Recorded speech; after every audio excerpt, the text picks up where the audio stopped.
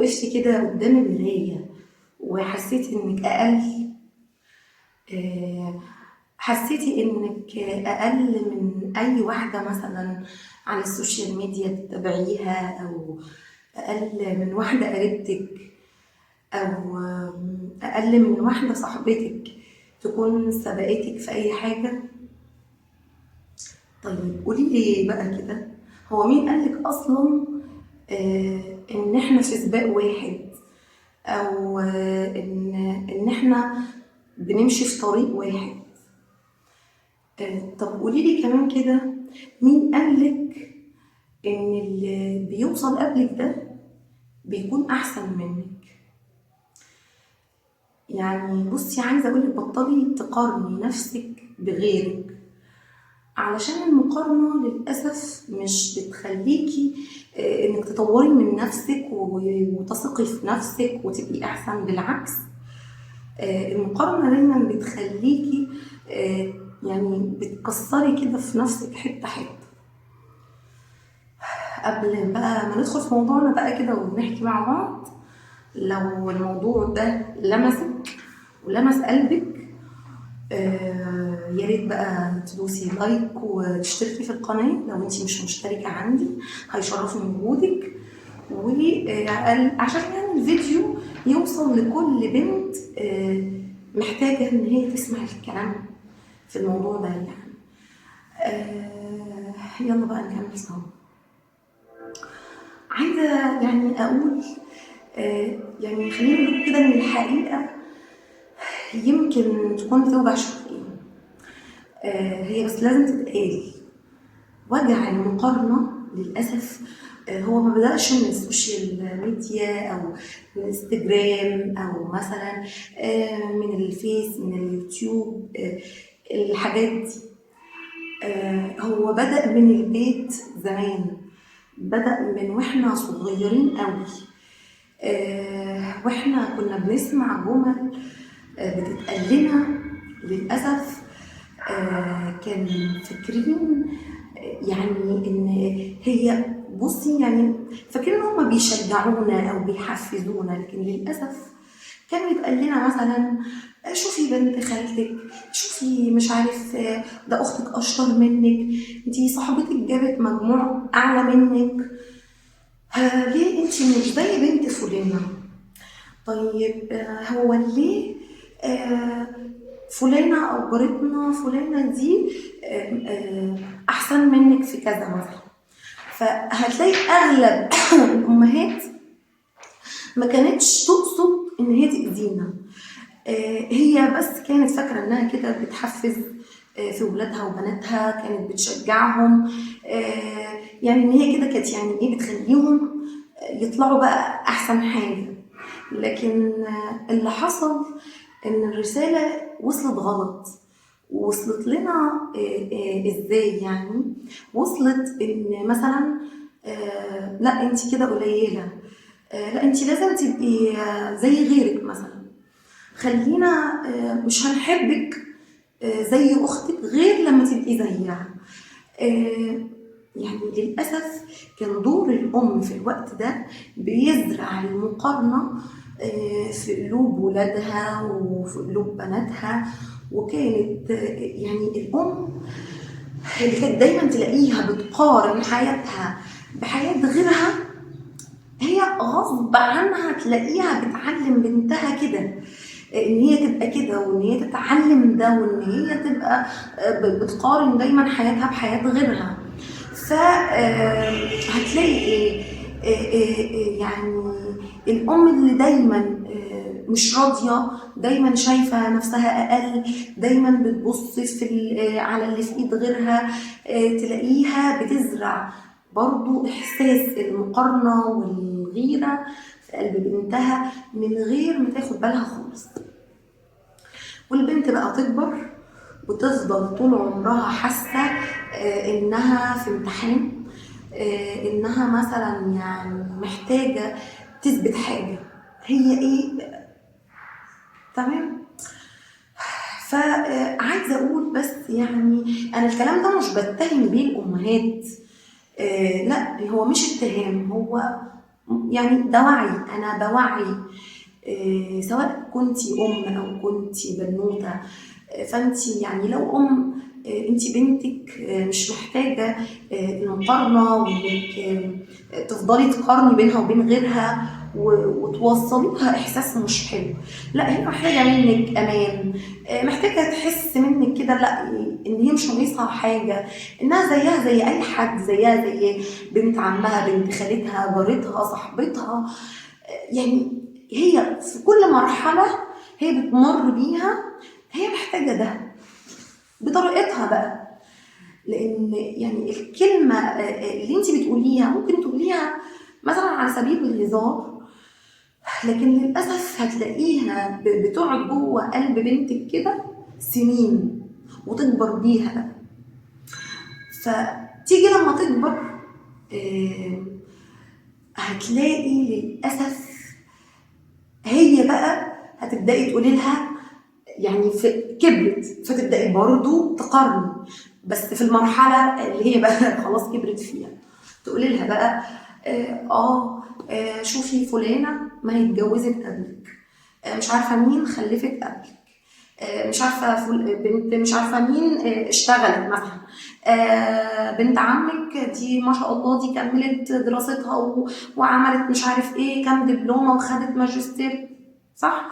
دي مثلا بنت خالتك استقرت في حياتها وفي عيشتها، انتي مش مستقره.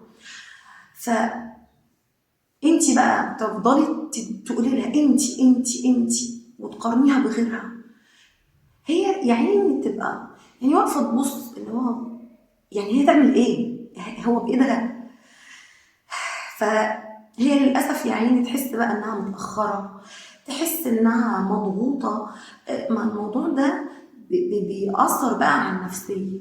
فتلاقي البنت يعني يا حبيبتي يحصل عندها ايه بقى؟ المقارنه دي تعمل فيها ايه؟ هي تقلل الرضا من جواها. هي مش راضيه على حياتها ولا على الظروف اللي هي فيها ولا الوضع اللي ربنا حطها فيه.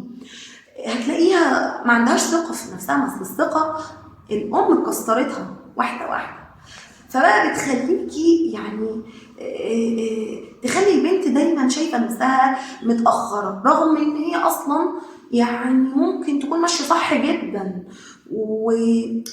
لكن بيوصلها دايما يا حبيبتي احساس انها مهما تعمل لا في حاجه ناقصاها، لا في حد اجمل منها، لا في حد انجح منها، في حد حياته اترتبت كده وفيها استقرار عنها.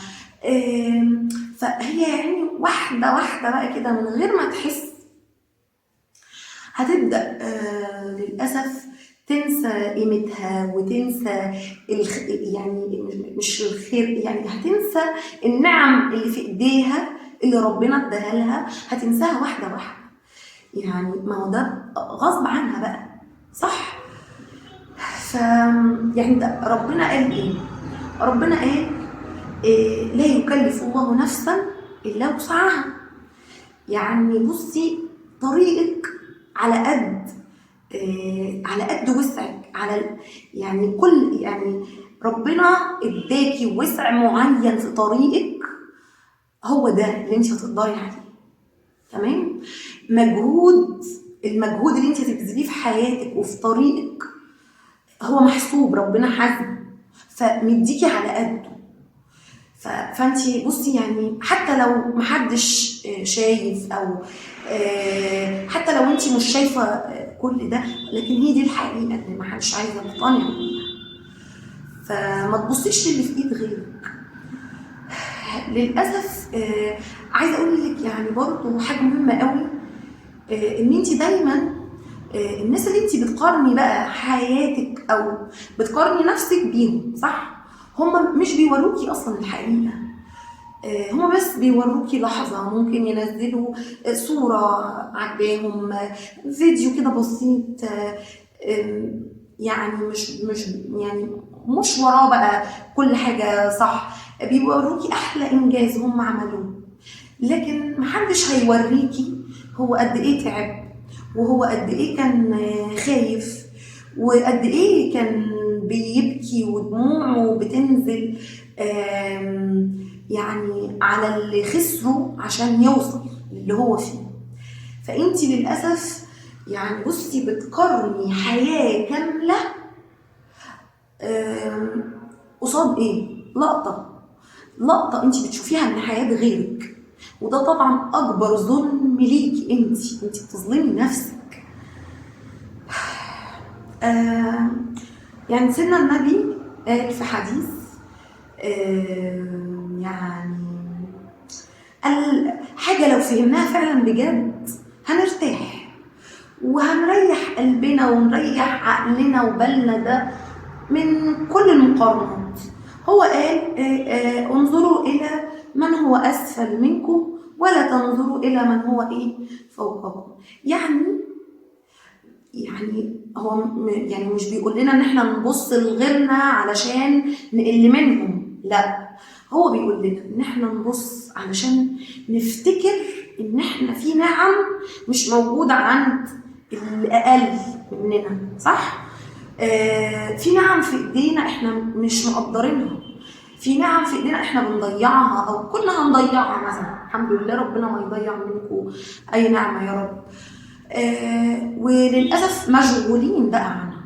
احنا بننشغل عن النعم اللي في ايدينا ومش حاسين بقيمتها. يعني للأسف المقارنة بتخليكي تنسي ان في نعمة الصحة اللي ربنا واخدها من ناس الحمد لله مديالك، نعمة الستر، نعم كتير. انا لو عديت من هنا لبكره مش هنخلص. طيب ايه الحل علشان خاطر ان انا اخلي المقارنه اللي انا فيها على طول يعني وطول الوقت دي تختفي؟ هي عمرها ما هتختفي فجاه، انما ممكن نخفيها ازاي؟ يعني مثلا ممكن اول ما تحسي ان انت هتبداي بقى تقارني نفسك بحاجه في حياه حد، لا، اقفي كده مع نفسك ثانيه وقولي ايه ده؟ لا انا مش هقارن، لا انا خلاص انا خدت موقف ومش هقارن حياتي بحد، انا حياتي مختلفه عن غيري. هتلاقي نفسك كده بتهدي وقلبك بيطمن وراضي تماما وخلاص مش هتقارني نفسك. مثلا لقيتي نفسك ماسكه الموبايل وانتي بتتابعي حد على السوشيال ميديا فبتشوفيهم بقى حياه غير حياتك فانت تتضايقي. لا طب انا هتضايق وهبدا اقارن، انا فلانه جوزها عمل لها، انا جوزي ما جابليش، هي عندها انا ما عنديش، وتبداي بقى تقارني. لا خلاص اقفل التليفون ده، مش مهم، مش عايزاه، مش عايزاه دلوقتي، مش هيلزمني، خلاص نقفل التليفون ما نشوفش. يعني بصي تعالي كده في وقت لما تحسي انك بتسالي نفسك سؤال وتشوفي واحده صاحبتك مثلا قريبتك وتسالي نفسك تقولي ايه؟ هي ليه وصلت للي هي فيه وانا لا؟ في كتير يقول كده، في ناس بتبص للاسف وتقول كده يعني جواها، لكن لما تردي بقى على نفسك وتقولي لا، انا الحمد لله، انا احسن، انا في راحه، انا بشجع نفسي، انا اخدت خطوه ايوه صغيره بس فرقت معايا في حياتي، مش هتفرق عندها هي. فلما تلاقي نفسك بتشجعي نفسك هتلاقي نفسك بترجع لك، هتلاقي بقى حياتك بتتغير خلاص. ممكن برضو لما تراقبي صوتك كده اللي جواكي وانتي بتكلمي نفسك تقولي ايه مثلا. لو لقيتي نفسك بتقولي انا فاشله، انا ما نجحتش في شغلي، انا متاخره في حاجه مثلا معينه في حياتي، لا طب بصي اسالي نفسك كده وقولي هو مين اللي قال الجمله دي؟ غالبا ده كان صوت مش صوتي، ده كان صوت قديم جوايا وانا اللي صدقته، فخلاص من هنا ورايح الصوت ده انا مش هصدقه تاني. فعايزه اقول بقى يعني بصي لو انتي ما تقارنيش بنتك بحد حتى لو هزار، بالله عليكي حتى لو هزار بلاش بلاش. انت للاسف مش بتشجعيها ان هي يعني تاخد بالها من نفسها، لا ده انت بتشجعيها ان هي تبقى على غيرها، تتكلم على غيرها، تقارن بغيرها. فلا انت بدل قولي لها، شجعيها، قولي لها انت كده يا حبيبتي عملتي اللي عليكي، انت ده انا فخوره بيكي وباللي انت فيه. اتكلمي معاها كلمه حلوه، كلمه تخلي بنتك تحس ان هي بني ادمه، مش كلمه تكسرها.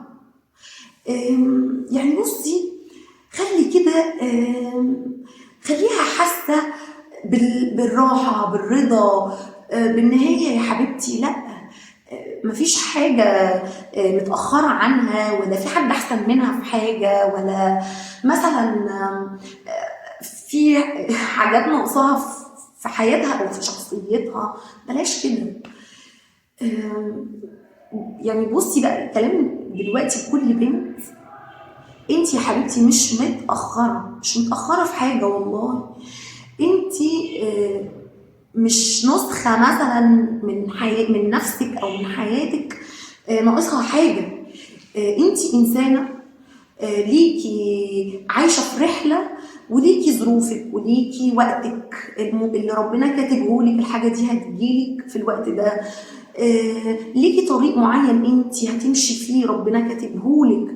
انت مش احسن، مفيش حد يعني بصي، لا انت احسن من حد ولا في حد احسن منك. واللي اتأخر عنك انت مش احسن منه، واللي اتقدم او اللي سبقك هو مش احسن منك برضه، ولا حد اقل من حد. بصي احنا كلنا ماشيين، كل واحد في طريقه ماشي، ماشيين بسرعة خلاص، بس بسرعة مختلفة، وكلنا في الاخر بنطلع يعني بنطلع بأحسن نسخة مننا احنا، بس يعني بتبقي على مهلك. لو بطلتي انك تقارني نفسك هتلاقي نفسك كده، علشان المقارنة للأسف هي مش بس بتكسر في قلبك، لا هي بصي يعني بتخليكي تشكي بقى في قيمتك وتشكي في نفسك وفي كل احساس جواكي يعني لا، ليه انا اوصل نفسي للخنقه دي؟ ليه اوصل للدرجه دي وللمرحله دي عدم الرضا، رغم انك يا حبيبتي تستاهلي بصي انك تعيشي وانتي مبسوطه، وانتي مصدقه نفسك انك مش محتاجه حاجه او مش ناقصك حاجه. بصوا بقى، عشان انا الموضوع ده بيضايقني، عايزاكي لو انت فعلا ناويه انك تختاري خلاص انا مش هقارن نفسي بحد ولا حياتي بحد، اكتبي لي في الكومنتات، ردي عليا كده واكتبي لي، قولي لي انا مش هقارن نفسي بحد، انا خلاص انا رضيت. يعني ردي عليا، اكتبي لي كده في كومنت. للاسف نماذج كتير انا لو قعدت احكي معاكم كتير قوي ماشي، انا حكيت لكم الموضوع، لكن لو اقول لكم امثله، انا عندي امثله كتير شفتها. هتلاقي اللي زي ما بقول لكم مثلا تمسك التليفون تتعب فتقفله، اللي تبص لقريبتها اصلها اتجوزت قبلي، اصلها خلفت قبلي، اصلها مش عارف ايه. ده لدرجه في ناس مثلا لو يعني اخروا شويه في الجواز تقولك انا حياتي وقفت على ايه؟ اصل الجواز مش اخر الدنيا او مش نهايه الدنيا، لا في حاجات تانية برضه كويسه، ومش عايزه اقول احسن، اصل انت لو هو ليكي نصيب في الحاجه دي ما كان ربنا رزقك بيها. هو بلاش موضوع الجواز بس، لكن انا بتكلم في النقطه دي لان للاسف اغلب الستات والبنات هم ما بيتكلموش غير في النقطه دي. لكن لو هتلاقي نفسك او في الغالبيه برضو هتلاقي كتير مقارنات في شغل، في شكل، في لبس، في طريقه كلام، يعني في كل حاجه، بجد في كل حاجه. فانا زي ما قلت لكم هونوا على نفسكم، الدنيا ابسط مما احنا متخيلين. بلاش نكبر كل حاجه، بلاش نعقد كل حاجه، بلاش نزعل من كل حاجه. لا انت لو بصيتي لغيرك هيحصل لك زي يعني هيجيلك نفس اللي عندها ولا هيأثر عليكي. ابص ليه؟ نعمه وربنا رزق صاحبتي مثلا بيها، انا ابص لها كده وابقى ياه، هو انا ليه ما ربنا ما ادانيش زيها؟ هو ده الادب اصلا مع ربنا. يعني انا دايما اقول مثلا لازم يبقى طول الوقت في علاقة بينك وبين ربنا. فلما يبقى في علاقة بينك وبينه مستمرة هتلاقي انت نفسك هيبقى في أدب بقى في الكلام، أدب في الدعاء، أدب في الطلب منه، أدب في كل حاجة. أو إنك بقى تبص للي في إيد غيرك ده كده مفيش أدب نهائي. ليه؟ انت كأنك بتقولي له انت بتديها هي وأنا لأ، ليه؟ طب هو ده أدب؟ هو لو شايف إن الحاجة دي هتنفع ليكي وهتناسبك في الوقت ده مش هيديها لك ليه؟ ما هو جايز الحاجه اللي هو اداها لها ماشي هي اتحملت قصادها حاجات لو كنت انت مكانها ما كنتيش هتتحمليها، والعكس والعكس. لو انت شايفه نفسك متاخره وفي حد سبقك، طب هو انت عارفه اخر الطريق ايه؟ طب ما يمكن اللي سبقتك دي يبقى اخرة الطريق بتاعها يعني ربنا يعافينا ما يبقاش كويس، وانت اللي شايفه نفسك متاخره ماشي يبقى باقي طريقك او اللي جاي في طريق واخره كله خير وكله عوض جميل وكله حاجه حلوه. يبقى انت ما تعرفيش اهو، انت ما تعرفيش نهايه الطريق ايه. فما تضغطوش على نفسكم وما تجوش على نفسكم، هونوا. بلاش مقارنات، بلاش مقارنات. وبس كده، انا مش عايزه اطول عليكم في الفيديو، وان شاء الله نستنى بقى فيديو جديد وحكايه جديده. السلام عليكم ورحمه الله وبركاته.